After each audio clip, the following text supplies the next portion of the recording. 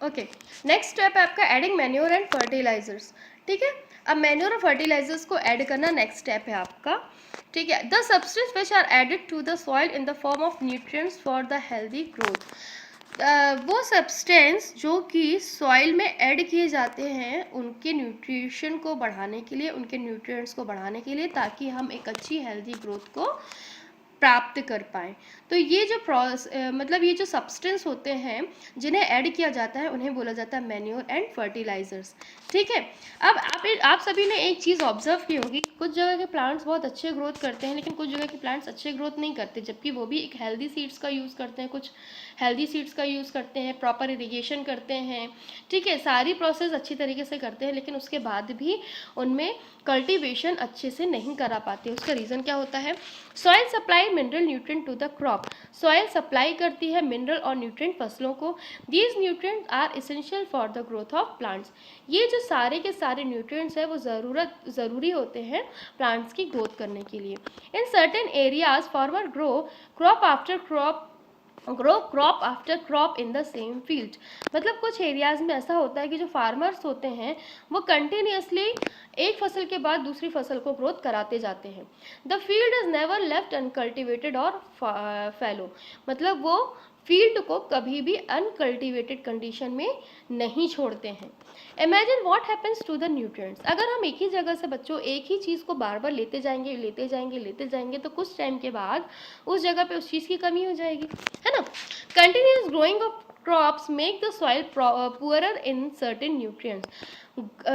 फसलों का continuously growth कराना तो उस सॉइल में न्यूट्रिएंट्स की कमी को जन्म देता है। मतलब अगर हम कंटिन्यूसली सॉइल में क्रॉप को ग्रोथ कराते जाएंगे तो सॉइल तो प्रोवाइड तो करेगा न्यूट्रिएंट्स, लेकिन जब तक उसके पास ही न्यूट्रिएंट्स सारे के सारे रहेंगे तभी तक प्रोवाइड करेगा ना।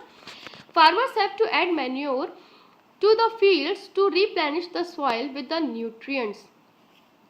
ठीक है, तो फार्मर फिर क्या करते हैं कि सॉइल की उर्वरक शक्ति को बढ़ाने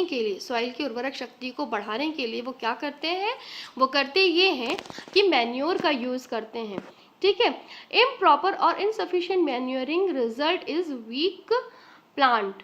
अब होता क्या है कि ये जो अगर देखो मैन्योर का यूज़ तो हम कर रहे हैं प्रॉपर ग्रोथ को क्या कराने के लिए, कल्टीवेट कराने के लिए, लेकिन अगर हम कम अमाउंट में मैन्योर का यूज़ करें या इनसफिशिएंट अमाउंट में करें तो होगा ये कि वो हमारा वेस्ट हो जाएगा। मतलब अगर हम उसको प्रॉपर तरीके से यूज़ नहीं कर पा रहे हैं या प्रॉपर तरीके से मैन्योर को प्लांट्स को प्रोवाइड नहीं करा पा रहे हैं तो प्लांट्स अच्छे से ग्रो नहीं करेंगे, क्योंकि मैन्योर जो होंगे बेटा वो न्यूट्रिशन प्रोवाइड करेंगे आपकी क्रॉप्स को, जो कि पहले सॉइल कर रहा था, है ना।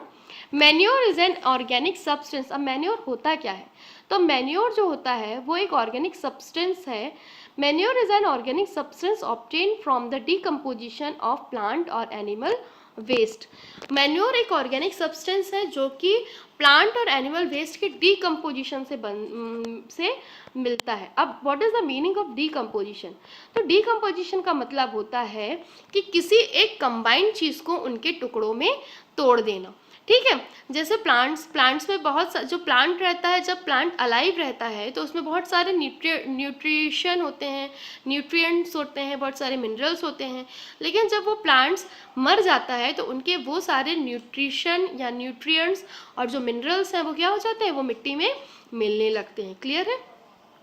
Farmer dump plant and animal waste in pits at open places. Farmer क्या करते हैं, जो प्लांट और एनिमल वेस्ट है उसको एक गड्ढे में खुले में इकट्ठा करके छोड़ देते हैं और उसको डीकम्पोज होने देते हैं खुद से। The decomposition is caused by some micro organism. अब ये डीकम्पोजिशन होता है क्या, छोटे छोटे माइक्रो ऑर्गेनिजम्स के थ्रू।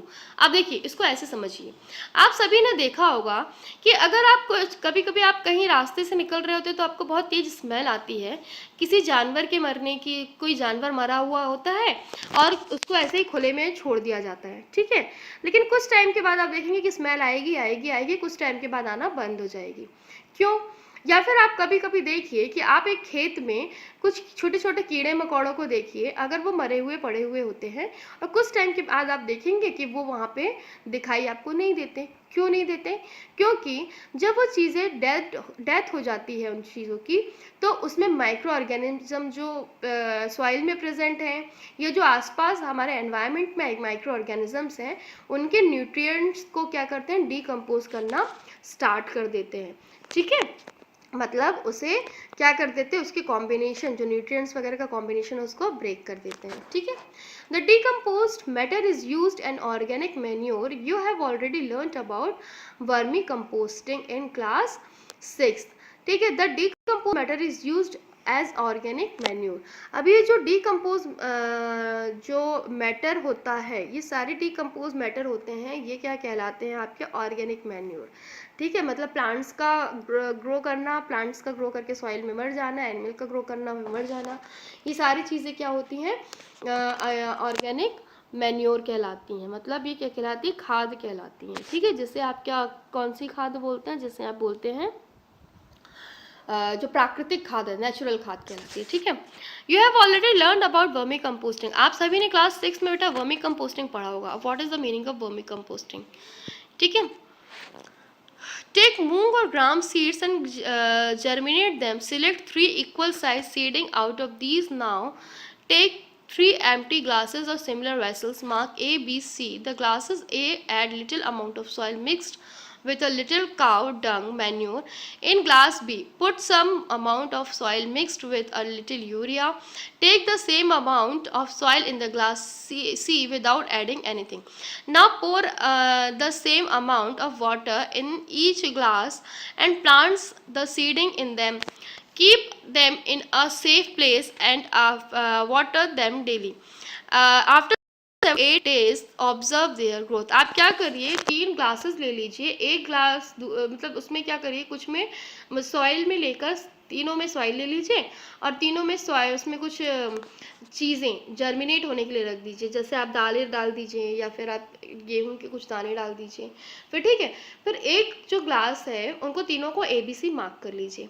अभी जो एक ग्लास है उसको आप क्या करिए, उसमें आप क्या क्या प्रोवाइड करा दीजिए, एक ग्लास में आप दे दीजिए little amount of soil mixed with little cow dung manure. आप उसमें गाय की जो खाद है, गोबर की जो खाद है, आप उसको प्रोवाइड करा दीजिए। बी में आप यूरिया को प्रोवाइड करा दीजिए और सी में आप कुछ मत प्रोवाइड करा दीजिए, केवल उसमें जर्मिनेट होने के लिए कुछ सीड्स, चाहे वो बीट हो चाहे वो पल्सेस हो, उसको डालकर सॉइल के साथ छोड़ दीजिए। ठीक है, और उसके बाद 7 to 10 डेज के बाद आप ऑब्जर्वेशन देखेंगे। क्या ऑब्जर्वेशन होगा? Did all the plants in all the glasses grow at the same pace? मतलब क्या होगा, ये जो सारे ग्लासेस के प्लांट्स हैं वो एक जैसे ग्रो किए हैं? Which glass showed better growth of plant? अब आप कर पाएंगे कि कौन से जो ग्लास है उसके किस ग्लास के प्लांट क्या होंगे, अच्छे से ग्रो कर पाएंगे। अब आपने ABCD मार्क किया होगा बच्चों, तो आपको इजीली समझ में आ जाएगा कि हमने किस में क्या मिलाया था और कौन से प्लांट्स इजीली ग्रो कर पाते हैं। Fertilisers are chemical substances. Fertilisers क्या होते हैं? Chemical substances which are rich in a particular nutrients, जो कि कुछ पर्टिकुलर न्यूट्रिएंट्स से पर्टिकुलर न्यूट्रिएंट्स का अमाउंट उनमें ज़्यादा होता है। अब देखिए यहाँ पे वेरिएशन आ रहा है। जब हमने पढ़ा था मैन्योर का, तो मैन्योर क्या होते हैं, वो नेचुरल खाद होती है, नेचुरल सब्सटेंसेस होते हैं, और यहाँ पे जो फर्टिलाइजर्स होते हैं वो केमिकल सब्सटेंसेस होते हैं। आप इस लाइन को बुक में मार्क कर लीजिए। Which are rich in a particular nutrients? How are these different from manure? अब ये मैन्योर से कैसे डिफरेंट हैं, मतलब इनमें क्या डिफ्रेंशिएशन है मैन्योर से? Fertilisers are produced in factories. Fertiliser कहाँ प्रोड्यूस होते हैं, कहाँ इनके बनाए जाते हैं? ये फैक्ट्रीज में बनाए जाते हैं। Some example of fertilisers are urea, ammonium sulphate, super phosphate, potash, NPK, nitrogen, phosphorus and potassium. अब देखिए फर्टिलाइजर्स को फैक्ट्री में क्या कराया जाता है, बनाया जाता है। सम एग्जाम्पल ऑफ फर्टिलाइजर, कुछ एग्जाम्पल कौन कौन से फर्टिलाइजर के? Urea, ammonium sulphate, super phosphate, potash, फिर NPK, यानी N stands for nitrogen, P stands for phosphorus and K stands for potassium. ठीक है, मतलब उनमें कौन कौन से सब्सटेंसेस, कौन कौन से एलिमेंट्स होंगे, किन किन चीज़ों से मिलकर बना होता है, nitrogen, phosphorus and potassium, nitrogen, phosphorus and potassium. जो फर्टिलाइजर है उसके एग्जाम्पल कौन कौन से हो जाएंगे आपके, urea, ammonium sulphate and super phosphate. Clear है? The use of fertilizer has helped farmer to get better yield of crops such as water. ये जो फर्टिलाइजर्स हैं ये क्या करते हैं, फार्मर की हेल्प करते हैं ईल्ड, बेटर ईल्ड प्रोवाइड करने की, क्रॉप की बेटर ईल्ड को प्रोवाइड करने की, such as wheat, paddy and maize. मतलब कौन कौन से हैं वो, वीट, पैडी और maize. But excessive use of fertiliser has made the soil less fertile. मतलब अगर हम फर्टिलाइजर का यूज़ लिमिटेड अमाउंट में कर रहे हैं, यानी एक फिक्स्ड अमाउंट में कर रहे हैं, जितनी हमारे सॉइल को न्यूट्रिशन, यानी सॉइल को न्यूट्रिशन की जितनी ज़रूरत है, अगर हम उतने अमाउंट में कर रहे हैं तब तो ठीक है।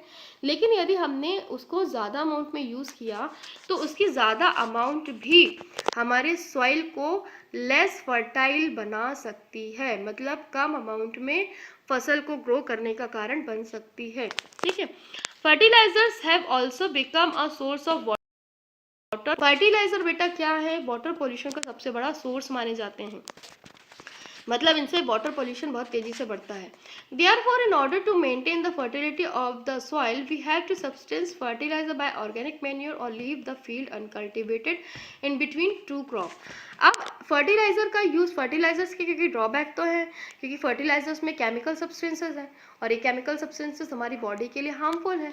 ठीक है, तो फर्टिलाइज़र का यूज़ हम कम से कम कर सकें, लेकिन उसके बाद भी हम सॉइल की फर्टिलिटी को बढ़ा सकें, तो उसके अलावा उसके लिए ये चीज़ें बोली गई हैं कि आप क्या करिए, आप मैन्योर का यूज़ करिए, प्राकृतिक खाद का यूज़ करिए, और उसके बाद आप क्या करिए कि 2 क्रॉप के कल्टीवेशन के बीच में जो आपकी सॉइल है उसको कुछ टाइम के लिए उसमें गैप दे दीजिए, यानी कुछ टाइम के लिए सॉइल को अनकल्टिवेटेड कंडीशन में छोड़ दीजिए। The use of manure improve soil texture as well as its water retaining capacity.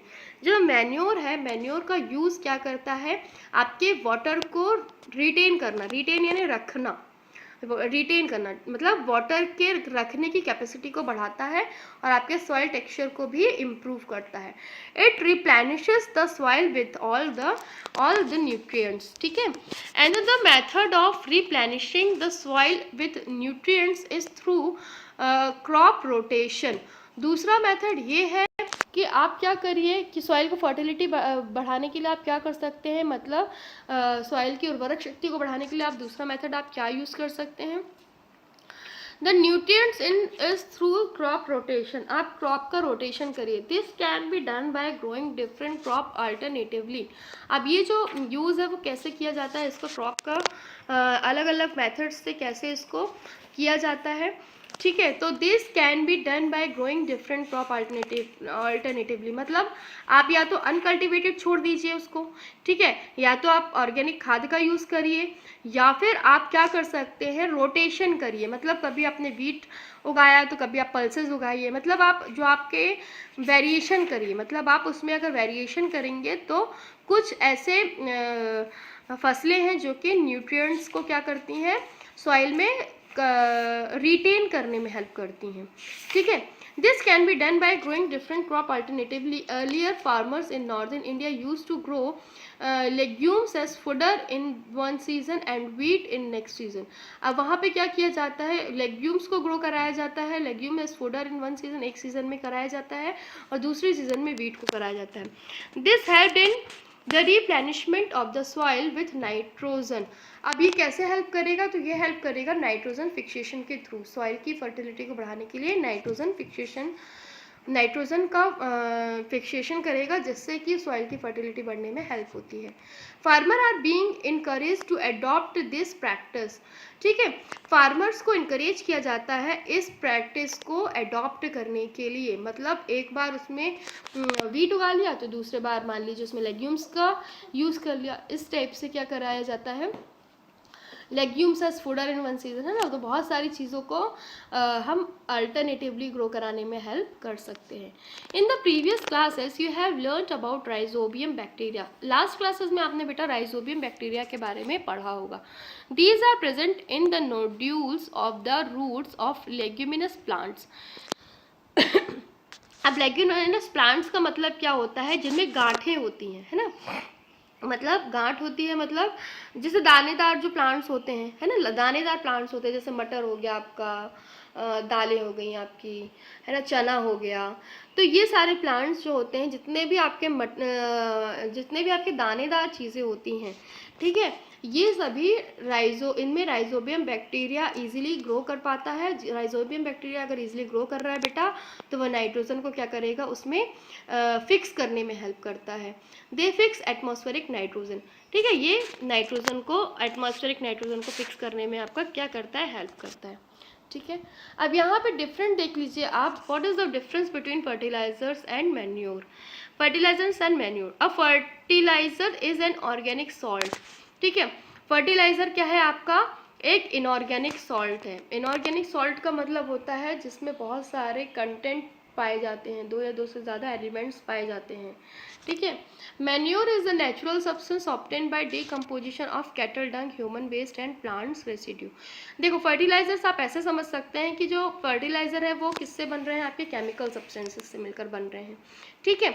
और जो आपके मैन्योर है वो आपके नेचुरल चीज़ों से मिलकर बन रहे हैं। जैसे नेचुरल चीज़ें जैसे हो गया आपका ह्यूमन वेस्ट, प्लांट वेस्ट, ये सारी चीज़ों से मिलकर बन रहे हैं, ठीक है।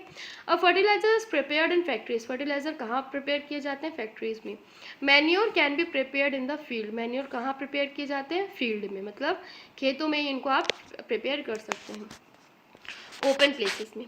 अ fertilizer does not provide any humus to the soil, जो फर्टिलाइज़र है वो प्रोवाइड नहीं कराते हैं, मतलब फर्टिलाइज़र जो है वो ह्यूमस को बढ़ाने के लिए, नमी को बढ़ाने में कोई हेल्प नहीं करते हैं। जबकि जो आपके मैन्योर है वो manure provides a lot of humus in the soil, वो बहुत सारे ह्यूमस को प्रोवाइड कर, मतलब उसको बढ़ाने के लिए हेल्प करते हैं, ठीक है। फर्टिलाइज़र आर मतलब एक्चुअली नमी को एक तरीके से बोला जाए कि नमी को मेंटेन करने में हेल्प करते हैं, हाँ हाँ, नमी को क्या करते हैं, मेंटेन करने में हेल्प करते हैं, ठीक है। ह्यूमस, ये सारी चीज़ें।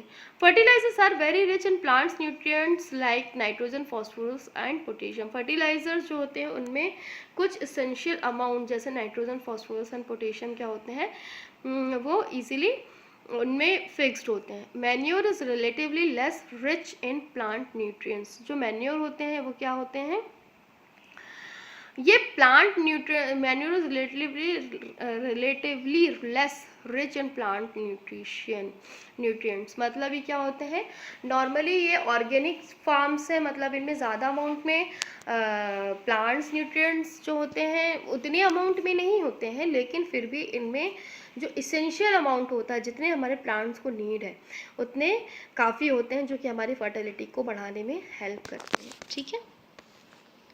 Advantages of manure, the better than fertilisers, जो ऑर्गेनिक मैन्योर है वो क्या होते हैं, हमारे जो the organic manure is considered better than fertiliser, मतलब ऑर्गेनिक मैन्योर क्या करते हैं, वो ज़्यादा अच्छे फ्रेंड होते हैं आपके क्रॉप के फर्टिलाइजर की अपेक्षा, ठीक है। मतलब जो खाद, जो आपकी फैक्ट्री में बनाई जाने वाली खाद है उसकी अपेक्षा आपके जो नेचुरल तरीके से बनने वाली खाद है वो ज़्यादा अच्छी, एनवायरनमेंट फ्रेंडली, आपकी सॉइल फ्रेंडली, आपकी क्रॉप फ्रेंडली होती है, ठीक है। तो मैन्योर बहुत अच्छे फ्रेंड होते हैं आपके क्रॉप के। अब ये क्या क्या करते हैं, क्यों फ्रेंड होते हैं, हम क्यों बोल रहे हैं कि ये फ्रेंड है, तो ये क्या क्या करते हैं, it enhance the water holding capacity of the soil, ये क्या करते हैं, वाटर होल्डिंग कैपेसिटी, जो सॉइल की वाटर होल्डिंग कैपेसिटी है उसको बढ़ाने में आपकी हेल्प करते हैं। It make the soil porous due to which exchange of gases become easy, ये क्या करते हैं, सॉइल को पोरस बनाने में हेल्प करते हैं जिससे कि गैसों का आदान प्रदान ईजी हो सके। It increase the number of friendly microbes, ये क्या करते हैं, जो सॉइल फ्रेंडली माइक्रो ऑर्गेनिजम्स है उसको ग्रो कराने में इजीली हेल्प करते हैं। It improves the texture of the soil, ये सॉइल में जो टेक्सचर्स होते हैं, ठीक है, मिनरल्स वगैरह सारी चीज़ें इसको क्या करते हैं, इम्प्रूव करने में हेल्प करते हैं। I hope you can better understand, clear है।